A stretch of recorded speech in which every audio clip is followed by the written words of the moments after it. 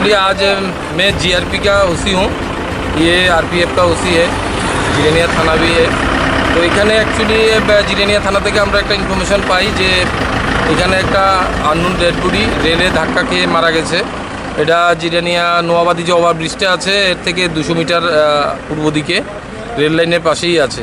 তো এই খবর পেয়ে আমরা সাথে সাথে আসি, এসে দেখি ডেড বডি রাস্তা রেল লাইনের পাশেই আছে। এখানে আশেপাশের লোকজন যারা আছে সবাই এসছে, কিন্তু বডি আইডেন্টিফাই করতে পারিনি।